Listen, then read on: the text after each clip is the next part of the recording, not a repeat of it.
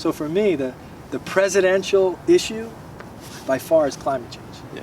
We can't talk about choice. We can't talk about gun reform. We can't talk about campaign finance reform unless we talk about existence. Yeah.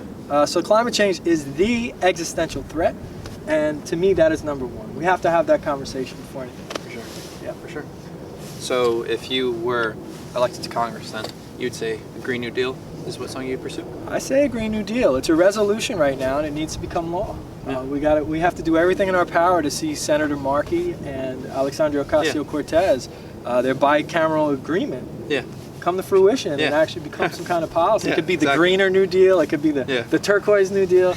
We can figure the language and the details out later, but right now we're talking about survival.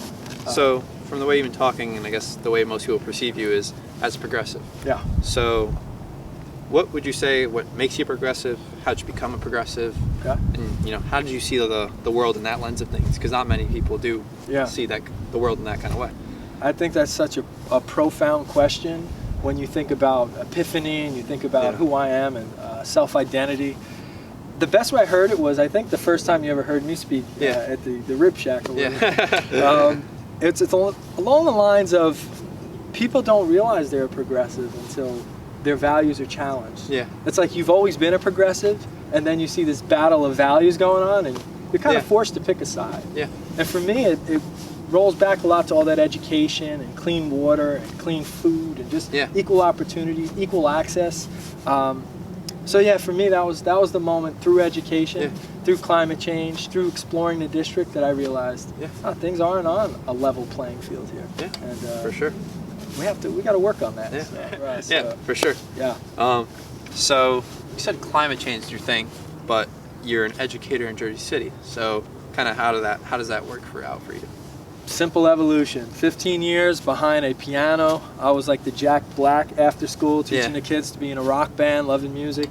Turned into what's going on with our district and why can't we adequately fund our public schools. Yeah. Turned into school board advocacy. Yeah. Turned into I need to know more about how government operates. Yeah. And I go back for a master's degree. Turns out I need to know more about how government operates, and I get more debt. Yeah. I'm in a lot of debt, so student loan forgiveness would be great. So eventually, I find my way through my master's program, and I feel like I have a solid theoretical foundation now. Okay. But I still remember all that angst from being the teacher and not having the funding.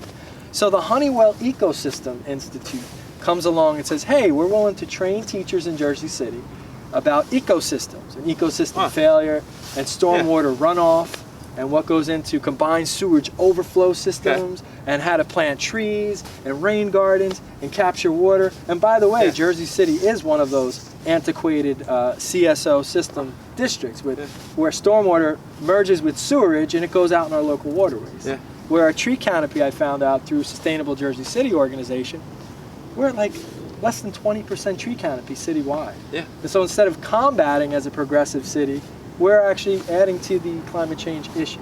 So that turns into a lot of volunteer work, learning apps called Open Tree Map, working with high school kids and college kids, training them how to map trees in their neighborhood, then share, it's an open source platform, share the eco benefits of every tree with the city of Jersey City and or nationally.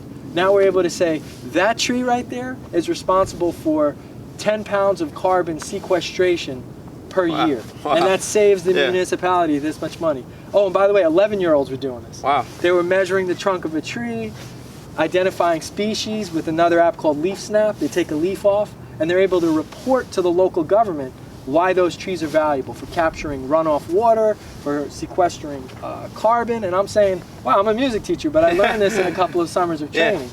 That is what I would like to bring to Congress. That conversation about a national tree canopy and things like that I have hands-on experience doing as a STEAM educator, not just a music educator. So thanks for asking that. So I'm out of questions for you. Thank you for meeting me today. Thank you, Bijan. Anything else you'd like to say to the audience? I guess our parting words could be really simple. Let's check out our website, www.floraforcongress.com. That's your launch point for all our social media, for our policy, how you can get involved with the campaign. You know, it's time that the rubber hits the road and we get volunteers out there meeting the people.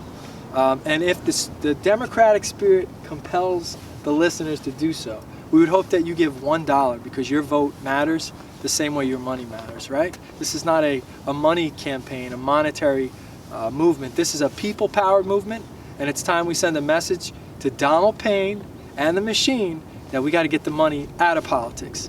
We need fresh voices. We need real representation in Washington, D.C., and it starts with you watching this video today to get involved, to find your district, to find your progressive candidates and get behind them.